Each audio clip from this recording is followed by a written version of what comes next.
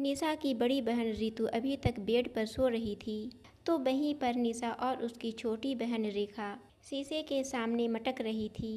तभी उसकी माँ सीता हाथ में बाल्टी और पोछा लेकर आती है। बेशर्म हो, क्या नाश्ता तुम्हारे पापा आकर बनाएंगे? और इस महारानी को देखो, अभी तक सो रही है, इसे कोई फिक्र ही नहीं है। यार, यह कौन सुबह सुबह काय काय कर रहा है? रितु ने कहा। अच्छा, तो मेरी आवाज़ कौवे जैसी लग रही है। रुक, अभी बताती हूँ तुझे। इतना कहते हुए सीता पानी की बाल्टी सोई हुई रितु पर उधेड़ देती है।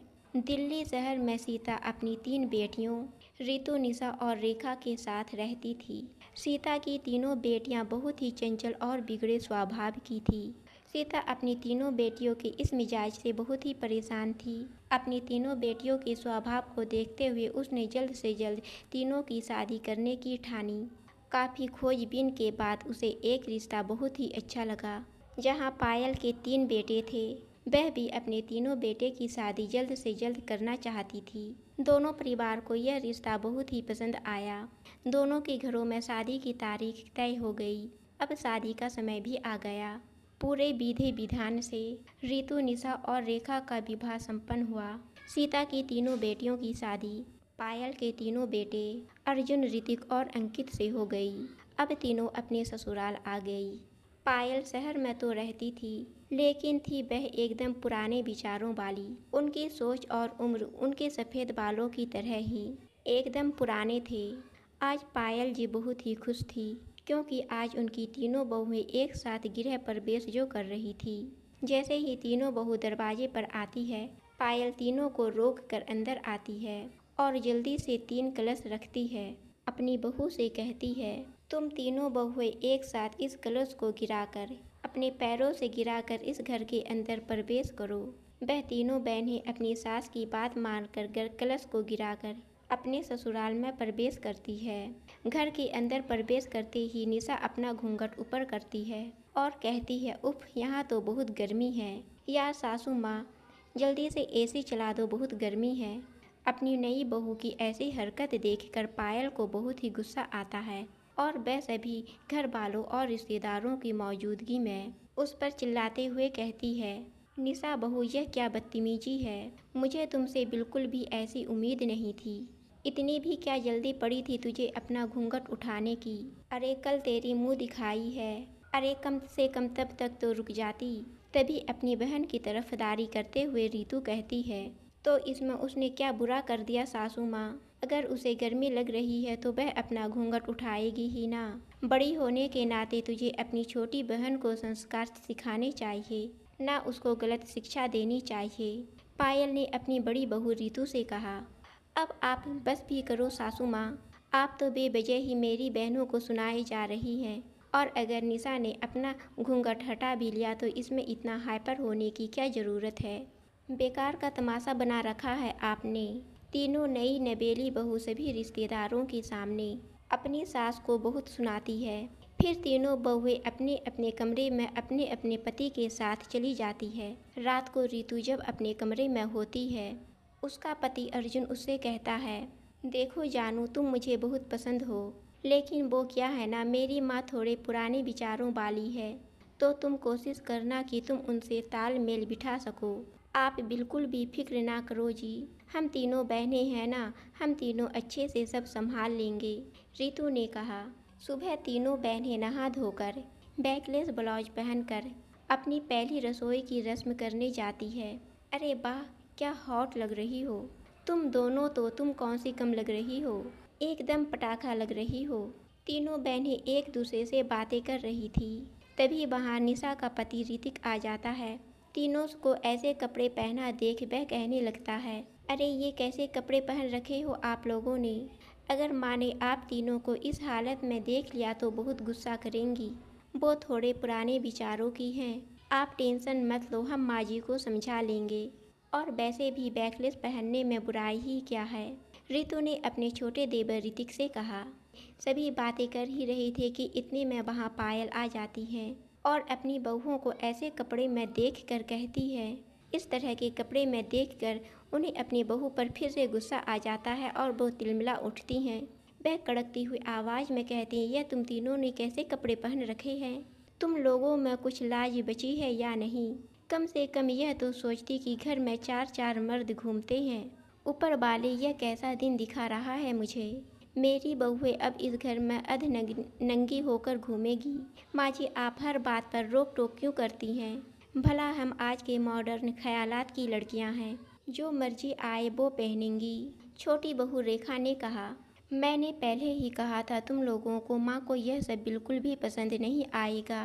अब करवा लिया ना घर में कलेश। इतना कहकर अर्जुन गुस्से में वहाँ से चला जाता है। हे भगवान, यह कैसी बेशर्म बहुएं दी है।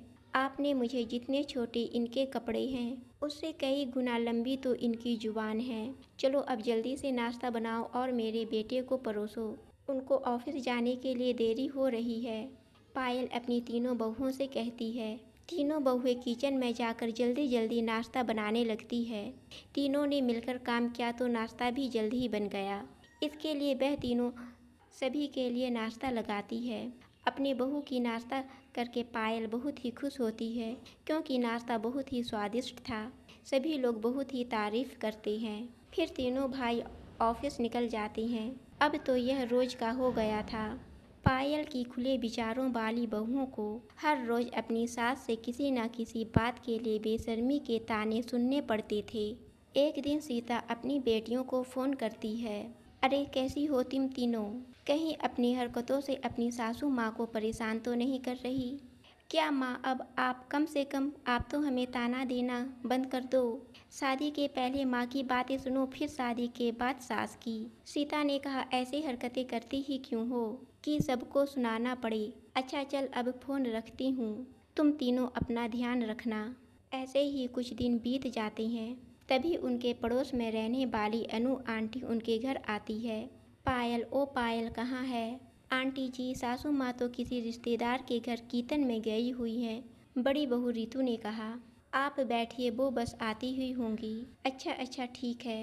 अब यह बताओ बेटा, तुम्हें संस्कारी सास ज़्यादा परेशान तो नहीं करती? अनु ने कहा, नहीं आंटी जी, बिल्कुल भी नहीं, बल्कि वह तो हमारा ध्यान बहुत ही अच्छे से रखती हैं। हाँ, वो हमें बिल्कुल अपनी बेटी की तरह प्यार करती हैं। रितु ने कहा, अब झूठ मत बोलो बहू, सारा मोहल्ला जानता है। वो तुम तीनों को हर चीज़ के लिए रोक टोक करती है, तुम्हें सबके सामने बेशर्म कहती है और तुम सबका जीना हराम करती है। अरे मैं तो कहती हूँ, अगर घर में ऐसी सास हो तो तुम सबको उनसे अलग हो जाना चाहिए। मेरी मानो तो अपने पतियों को लेकर अलग घर में रहने चली जाओ, या फिर अपनी सास को वृद्ध आश्रम भेज दो, तभी उसकी अक्ल ठिकाने आएगी। अनु ने कहा। अपनी पड़ोसन की यह बात सुनकर रितु को बहुत ही गुस्सा आया। आंटी जी, हम तो सिर्फ जुबान और कपड़ों से बेशर्म हैं, लेकिन असली बेशर्म तो आप हो, जो अपनी सहेली की बुराई उसी की बहू से कर रही हो। आप अच्छे खासे परिवार में फूट डलवाना चाहती हो ना? आंटी जी, जैसे आपका बेटा बहू आपसे अलग हो गए, आप चाहती हो कि हमारा परिवार भी ऐसे ही अलग हो जाए। आपको शर्म नहीं आई? आपको ऐसा कहते हुए रितु की ऐसी बातें सुनकर वह कहने लगी, हे राम, इसकी जुबान तो देखो, सच ही कहती है पायल, बड़ी ही बेशर्म हो तुम तीनों, और साथ में बिगड़ी हुई भी। तुम लोगों में कुछ तमीज ही नहीं है। अपने से बड़ों से कैसी बातें की जाती है। अनु की ऐसी बातें तो सुनकर रितु तिलमिला उठती है और कहने लगती है, आपकी हिम्मत कैसे हुई हमें बेशर्म और बिगड़ी हुई कहने की, और वह हमारी सास है और उनका पूरा हक है कि वह हमें कुछ भी बुलाए। अब अगर आपने एक और शब्द भी हमारी सास या हमारे परिवार के खिलाफ बोला ना तो मैं आपकी जुबान खींच लूँगी। अरे हम तो सिर्फ कपड़े बैकलेस पहनते हैं, लेकिन आप तो पूरी की पूरी कैरेक्टरलेस हो। रितु ने कहा। अनु रितु की बातें सुनकर आश्चर्यचकित हो गई। बाप रे बाप, बिल्कुल सही कहती है तुम्हारी सास, तुम सब की सब बिगड़ी हुई बेशर्म लड़कियां हो। अनु यह कह ही रही थी कि तभी पायल अपनी समधन सीमा के साथ दरवाजे पर खड़ी अनु की सारी बातें सुन लेती है, और वह अंदर आकर अनु से कहती है, बिल्कुल सही कहा तुमने अनु, यह मेरी तीनों बहुएं बहुत ही बेशर्म हैं, लेकिन आज मुझे गर्व है कि यह तीनों बेशर्म बहुएं मुझे मिली है, क्योंकि जिनके पड़ोसी तुम जैसे हो उनके पास ऐसे ही बहुएं होनी चाहिए। अरे पायल, तू मेरी बात तो सुन। मैं तो तेरा ही पक्ष ले रही थी, लेकिन यह तीनों बिगड़ी हुई बहुएं ही चाहती थी तुम जल्दी से अपना जायदाद इनके नाम कर दो। अनु पायल से झूठ पर झूठ कह रही थी। अब बस भी करो बहन जी, कितना झूठ बोलोगी। हम दोनों ने तुम सबकी सारी बातें सुन ली है और हमें यह भी पता है कि कौन सच बोल रहा है और कौन झूठ। मुझे हमेशा ही अपनी तीनों बेटियों से नफरत और मॉडर्न विचारों से दिक्कत थी, लेकिन मुझे आज समझ आ गया कि इंसान की पहचान उसके कपड़ों और सोच से नहीं, बल्कि उसकी नीयत से होती है। भले ही मेरी तीनों बेटियां खुले विचारों की है, लेकिन इनकी नीयत और मन बिल्कुल ही साफ है। रितु की माँ सीता ने कहा। आज सीता को अपनी तीनों बेटियों पर बहुत ही गर्व महसूस हो रहा था। बिल्कुल सही कह रही हैं समधन जी, मुझे आज अपनी तीनों बहुओं पर गर्व है। आज ऊपर वाले ने मेरी आंखें खोल दी। और तू अनु, आज के बाद इस घर के आसपास भी दिखना मत। आज पायल को भी अपनी तीनों बहुओं पर गर्व महसूस हो रहा था।